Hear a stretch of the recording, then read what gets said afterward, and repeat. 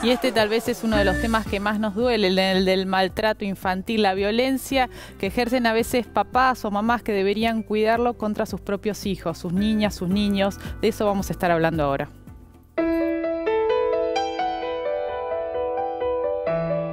El nene de 5 años que murió por los golpes de su padrastro en el barrio porteño de Flores expuso en los medios un drama que es mucho más habitual de lo que se supone y se denuncia: el de la violencia a la que son sometidos niños y niñas. Una estadística reciente le pone números al horror. En Capital y la provincia de Buenos Aires, un promedio de 15 chicos por día sufre algún tipo de maltrato en sus hogares. El dato surge del Registro Estadístico Unificado de Niñez y Adolescencia bonaerense y de los registros que tiene la ciudad. En la provincia, entre marzo de 2014 y febrero de 2015, se registraron 3.331 hechos de violencia contra niños, de los cuales 637 fueron separados de sus padres por razones de emergencia. Negligencia, maltrato y abuso sexual son las principales causas por las cuales el Estado puede decidir separar al niño de su familia. Pero como se trata de un tipo de violencia cuyas consecuencias no son inmediatas, sino que se manifiestan en los chicos a través de síntomas físicos, intelectuales o emocionales graduales, y en la recurrencia de accidentes domésticos como caídas y quemaduras, suele ser muy difícil advertirlos a tiempo. ¿Qué reacciones debemos observar? ¿En qué comportamientos o cambios de los chicos tenemos que reparar para hacer una denuncia? Y sobre todo, ¿qué hay que hacer para detener esta locura?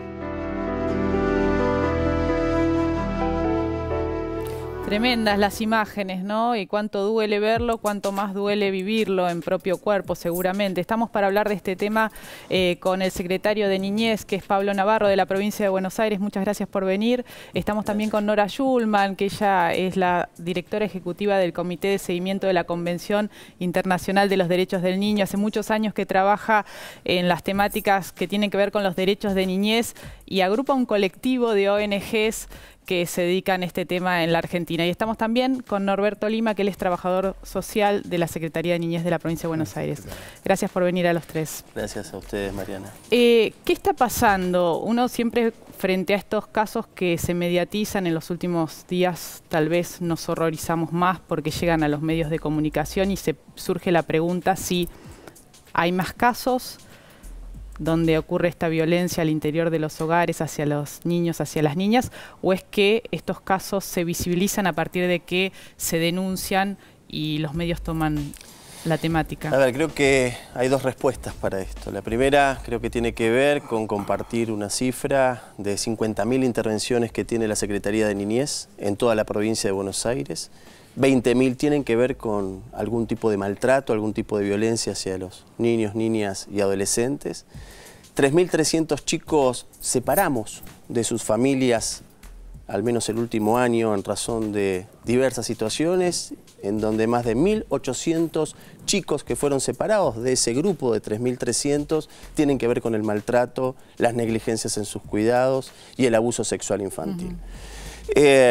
En principio, hoy poderlo cuantificar, tiene que ver con un nuevo paradigma, desde donde nos paramos, de donde se paró el Estado desde hace ya algunos años, al menos desde 2003 en adelante, con un cambio de paradigma que tiene que ver haber dejado atrás un patronato que invisibilizaba, que hacía desaparecer al chico en una situación antiguamente de riesgo, para hoy empoderarlo en nuevos derechos, derechos que creo que tienen que ver no solo con las sanciones de las últimas leyes, sino acá Nora seguramente puede explicar mejor que nosotros el avance que ha habido en la Argentina en la implementación no solo de la Convención, sino también de las leyes para adentro. Es cierto que se ha avanzado mucho en legislación, en ampliación de derechos, en cambiar este paradigma que institucionalizaba a los chicos, que le daba un poder omnipotente a los jueces para decidir sobre su futuro, muchas veces con soluciones que no eran las más apropiadas, poniéndolos como en el lugar de la protección de sus derechos. Pero, ¿qué pasa al interior de los hogares, ¿no? Porque la pregunta que uno se hace es ¿qué pasa que no se puede erradicar el maltrato en los propios hogares? Quienes deberían cuidarlos, brindarles el amor, ejercen esa violencia tan brutal, como vimos en esas imágenes tan duras, pero que como sabemos que ocurre, ¿no? Sí, totalmente. Mira, yo creo que es un tema fundamentalmente cultural y que está totalmente relacionado con la violencia social, la violencia del medio ambiente en general. Yo siempre digo que si los chicos no nacen violentos, ni los padres tampoco nacen violentos, pero hay una presión social tan grande en relación con la violencia, donde las cuestiones se solucionan, los conflictos se solucionan a golpes. Si uno va en un auto por la calle y se pelea con otro, sale con un palo, esto el niño lo ve y el padre lo ve. Y una cuestión de una familia que está cambiando y que la gente se resiste a que cambie el tipo de familia. Ahora, por eso hablamos de las familias. Antes era una familia tradicional donde todo estaba escondido dentro del seno de esa familia. Seguramente había mucha violencia, pero se naturalizaba absolutamente. Cuando el maestro pegaba, cuando el padre pegaba, el abuelo, que era el jefe de la familia, pegaba o maltrataba o insultaba, era una cosa común de lo cotidiano. El chirlo estaba como naturalizado, como Totalmente. aceptado, legitimado, el coscorrón en las instituciones de las escuelas hasta hace muy poco, en Inglaterra Exactamente. Incluso, No, es que Todavía... en Inglaterra hay una ley que legaliza que les peguen a los niños. ¿Todavía vigente? Todavía, sí, como método de corrección. Entonces, hasta que la gente no entienda, en general, que la violencia no es ningún método de corrección, que la violencia violenta realmente no solo el cuerpo de los niños, porque un moretón pasa, pero lo que va quedando adentro de ese niño, de esa niña, que ha sufrido violencia, y mucho más cuando hablamos de temas de abuso sexual infantil, claro.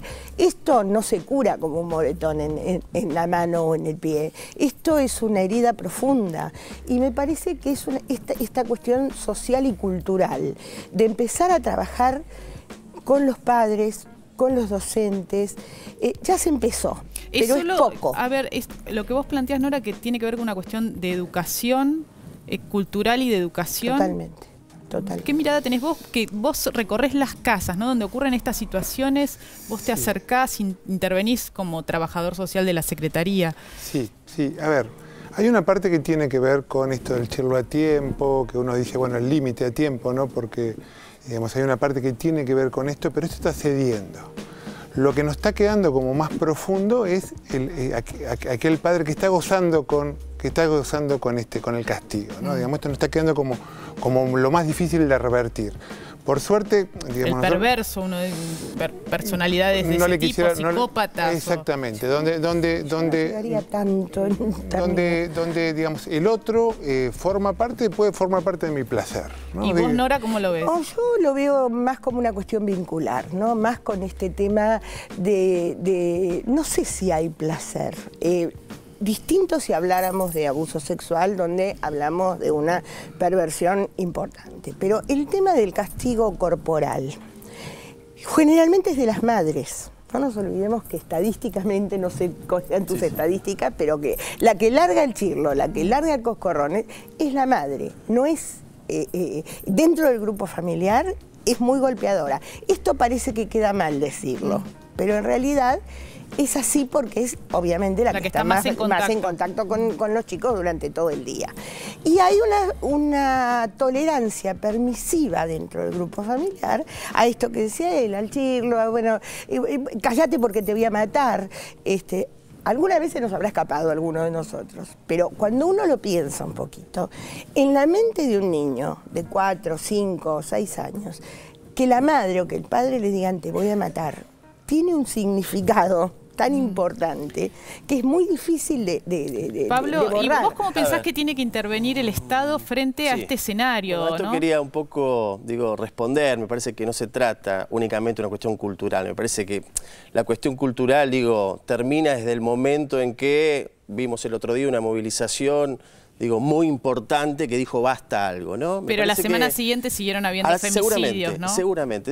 El maltrato lamentablemente siempre ha existido, hoy está aumentando también, es real. Pero también es real, que el Estado ha creado herramientas para denunciar, el Estado está mucho más presente, está mucho más activo, más alerta.